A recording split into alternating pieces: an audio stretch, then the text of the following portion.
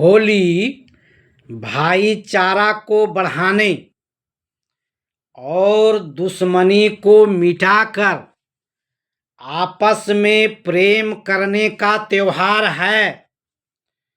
विस्तार से बताने पर तो बहुत लंबा हो जाएगा, लेकिन संक्षेप में यह है कि होलिका का चादर जब होलिका को ही जला दिया, यानी जब बुराई पर अच्छाई की जीत हुई, तब से लोग होली का त्योहार मनाने का प्रचलन शुरू किए हैं। लेकिन ज्ञान के कमी के कारण कुछ लोग इस पवित्र त्योहार को गलत तरीके से मनाते हैं, जैसे किसी गरीब का चौखट, केवाड़, चौकी वो अन्य उपयोगी लकड़ी चुराकर या बलपूर्वक दबंगई से जलाना, नाली का कीचड़ वो अन्य गंदे चीजों को इंसान के शरीर में डालना वगैरह। इससे एक दूसरे में द्वेष तो पैदा होता ही है, साथ ही साथ जो ऐसा करते हैं वो पुण्य के जगह पाप के भागी हैं। होली का परंपरा क्या है समझिए।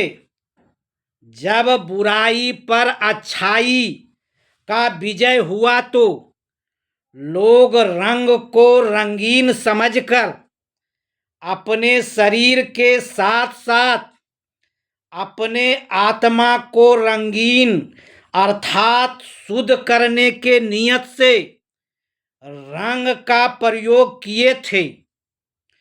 हाँ, मुझको यह संदेश होता है कि कुछ अल्पज्ञानी धर्म के ठेकेदार मासूम हिंदू भाई बहनों को यह ज्ञान जरूर देता होगा कि होली में मिट्टी का भी उल्लेख है। तो ओ ठेकेदार जी, मैं आपको बताता हूं, एक समय का वाकया है कि रंग पैसे से खरीदा जाता है, लेकिन एक गरीब के पास पैसा नहीं था,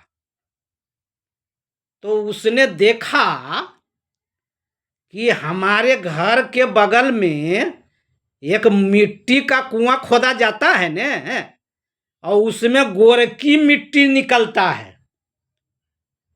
तो वो गरीब बेचारा ने होली के रात को ही उस मिट्टी को एक घड़े में फूलने के लिए दे दिया, और दूसरे दिन उसको अच्छा से जब घोरा तो गोरकी मिट्टी पीला रंग होता है ना जी,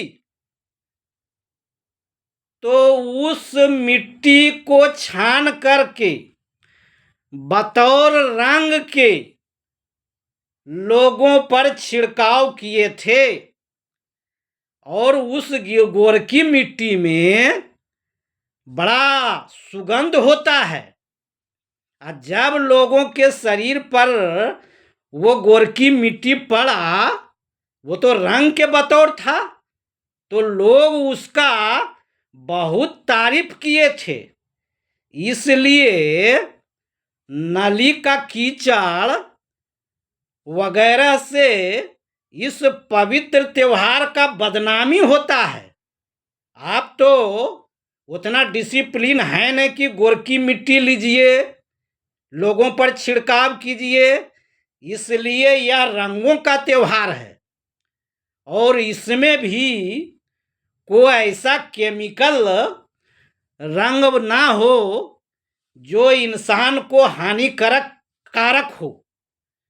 इसलिए यह होली का त्योहार बहुत पवित्र है और इसको इस तरह से मनाइए कि आपका नाम हो और आपके इस व्यवहार को देखकर दूसरे धर्म के लोगों को भी बहुत अच्छा लगे और किसी को कष्ट ना हो।